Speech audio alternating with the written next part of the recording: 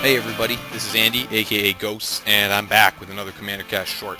And this short, the subject is going to be making sure that you make your land drops. Now, that might sound like some pretty basic stuff, and it is, but once you start to get into building EDH decks and you've been playing for a while, or if you're newer to the format, you kind of have to go back and re-examine the fundamentals because they still do apply in EDH, and making your land drops is obviously something that's really important. And yet, it's so easy to overlook during deck construction that a lot of people don't really think that much about it and pass it right by, especially if they're not playing in a deck with green. So today, I'm going to examine why it's important to make sure that you make your land drops, why it's important to make the land drops as opposed to using things like artifact acceleration to get ahead in terms of tempo, and then we're going to look at some options that are available to the non-green decks out there in order to maintain that upward curve of power throughout the game. So at a surface level, I probably don't have to explain why making land drops is good, because if you've played more than 2 games of Magic, you've come to the realization that you need mana to play your spells.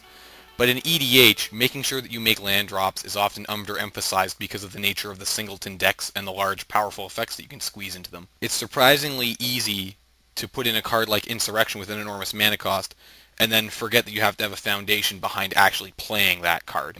So in a multiplayer game of EDH, the importance of making your land drops is further compounded by the fact that you're playing against multiple people. So you don't want to be the one that's sitting at the bottom of the mana curve. As all your opponents are playing their lands, ramping out their lands, and getting their artifact mana, they're gradually increasing their power level, and it's important to remain concurrent with them.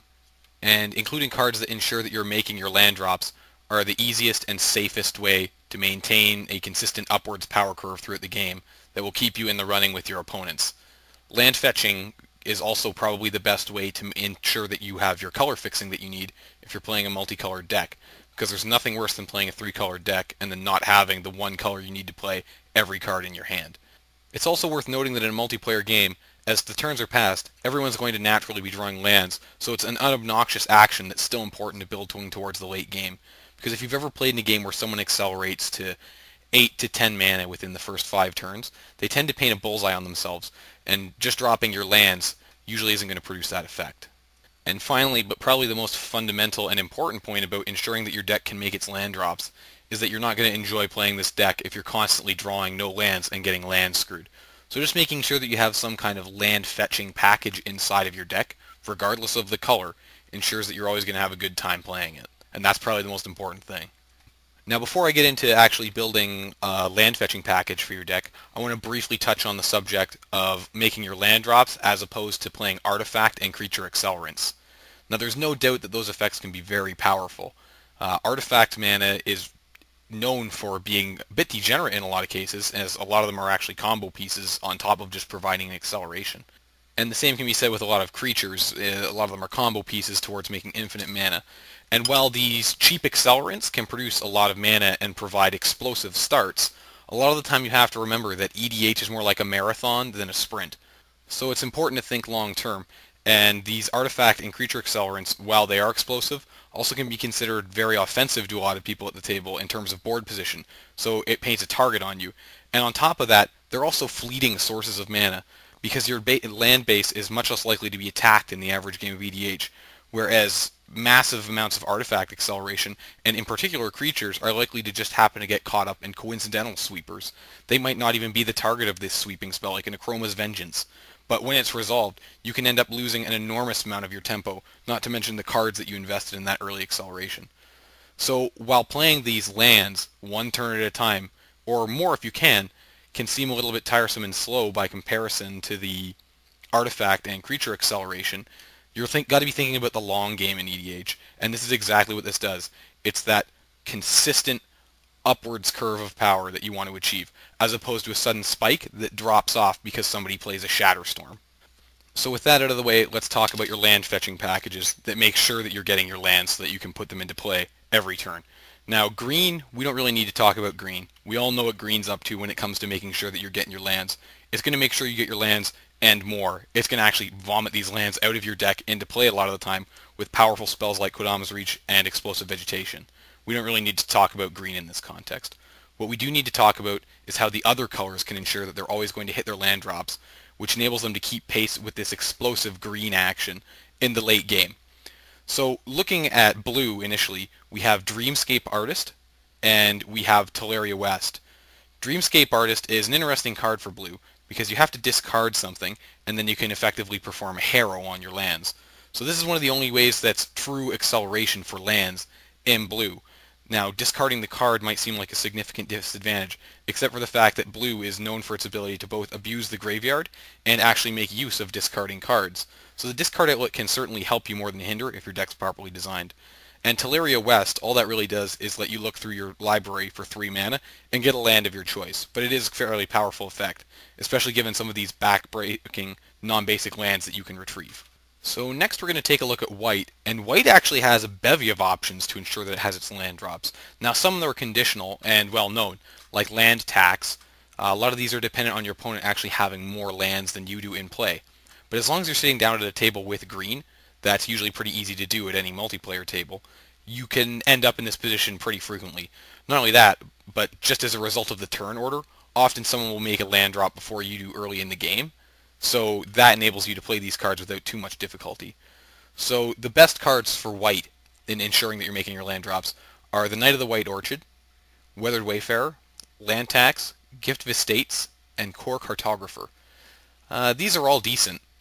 Some of them are a little bit more budget than others because Land Tax and Tithe are fairly expensive, whereas Gift of Estates and Kor Cartographer are both dirt cheap. But there's really nothing wrong with playing any of them.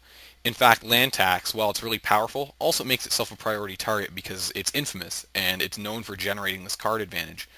So opponents can destroy it before you actually get the effect. Whereas the one-shot things like Gift of Estates and Kor Cartographer can turn out to be a little bit more effective. It all depends on your metagame.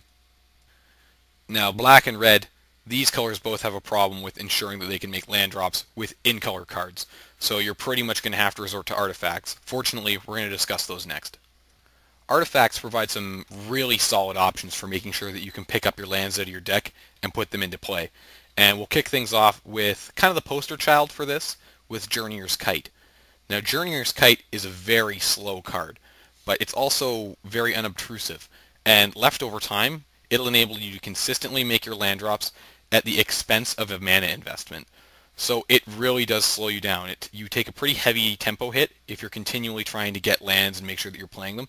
But like we're talking about, if you're considering the long game, Journeyer's Kite is an extremely effective card from that perspective, because it can literally make sure that you make every land drop for the rest of the game as long as you have a basic land in your deck. And particularly in monocolored decks, that's a really powerful option. However, do remember that it is slow, and because of the tendency of sweepers to be thrown around so liberally in EDH, it might not actually last long enough for you to get a really good return on your investment. So the next card I recommend is Armillary Sphere. Now this thing is quick and dirty. It gets you 2 lands for 4 mana, and that's not bad. It's really unlikely that anyone's going to interfere with you using this card because it is so unobtrusive.